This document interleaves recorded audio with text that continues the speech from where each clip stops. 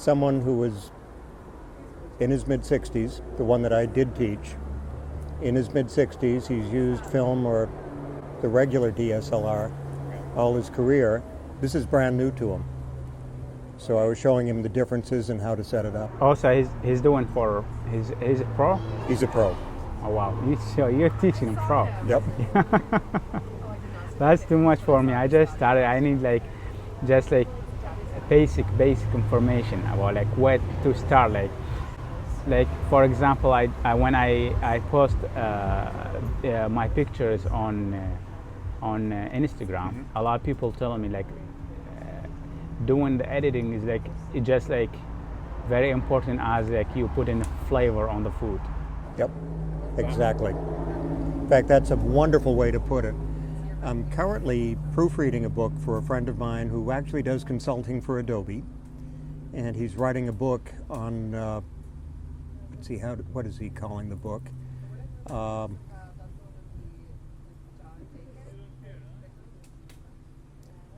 I think it's the ultimate digital image. I forget the exact title, but a point he makes is in creativity photographically, 10% is here, 90% is on the computer. Wow. I mean, you mean on editing? Yep. How about the brain? How many percent? Actually, the most important part of the picture is not there. It's not on the computer. It's what's behind here. Okay. If you give a percentage to the camera and to the person and to the computer, what do you give? Well, using my friend Bob's formula, it's probably 90 behind the camera, 1 the camera, and the other 9% is the computer. Whoops, we've got a wire. Just be careful as you step over. Thank you. Thank you. Okay, so I see very beautiful pictures, and they are very old, in the 90s, in the 80s, in the 70s. Actually, I have in my office a picture for Einstein, and his face very it's black and white, but very all the detail. The picture. Yeah. How come that's he died in the 50s? Yep. That was a black and white picture, if it's the one I'm thinking of. Yes. And they did it with lighting. So they developed a lot of contrast to bring out the details of his face. So back in film, eliminating the photographer, we'll do that 90-10. In film, 90% was in the camera. Yes. And there was very limited what you could do in the darkroom. Yes.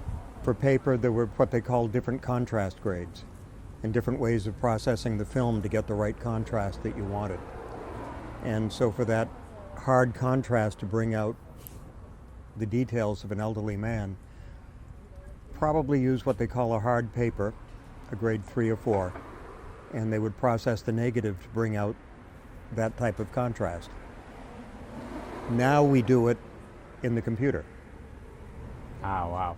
So they use the lighting, so that was in the studio, and it was the right lighting and developing the negative just the right way and printing it just the right way. Wow. I mean, looks like they took it now, and after 2000. So you can still do it, but everything is, pixels react differently than film, and you're creating it more in the computer. What should I do to get better pictures? Partly learn the camera. Learn what it can do, what it can't do.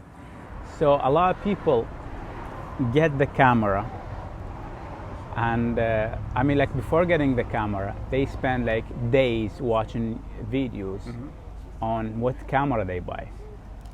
And they buy the camera, but they don't spend 1 hour learning how to take pictures. And even if they watch video or 2 video or 1 day watching videos, they don't spend hour testing what they learn.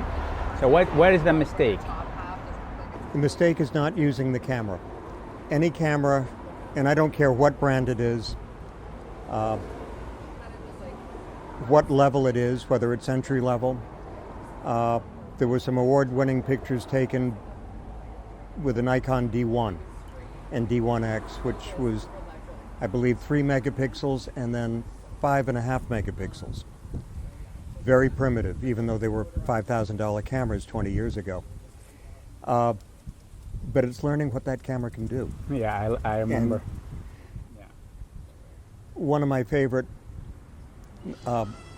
photo bloggers keeps referring to the 10,000 hours. You've got to put in that 10,000 hours learning your craft, whatever it is, be it video, be it photography, editing. So it's just like getting the camera. It's just like the pilot. If you want to be professional, you have to spend that amount of You got to hours. use it. People compare the size, especially like those days. Like some camera is not that good.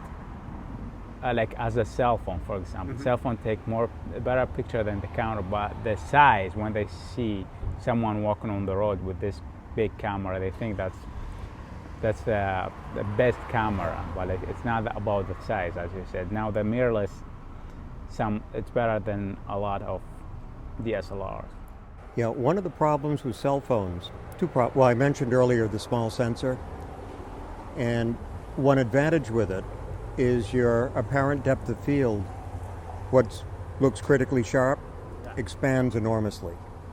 The bigger the sensor, the shallower the depth of field. I have a question about that. The iPhone X, when you take a picture, they have like a blur background. How they do it? A lot of people They're not doing it optically, it's electronic. Yes. Which I can do in the computer, and I have done. So let's start with what's the lenses you use for wedding and why? Mostly it's the same focal length that is on this camera, 24-70. Okay. It gives me a moderate wide angle, short portrait telephoto. The second most used lens is a 70-200. So I can pull the face out of the crowd. During a wedding ceremony, I can key in as they're putting the rings on each other's Very important fingers. moment. Yep. The third most important lens would be a wide angle. My own is a 17-35 2.8. So every once in a while you're going to be given a room to shoot formals in, and they give you 40 people and there's no room to back up. That's when you need the wide angle lens. So we just finished. Thank you very much. You're very welcome. It was my pleasure. Okay. Please.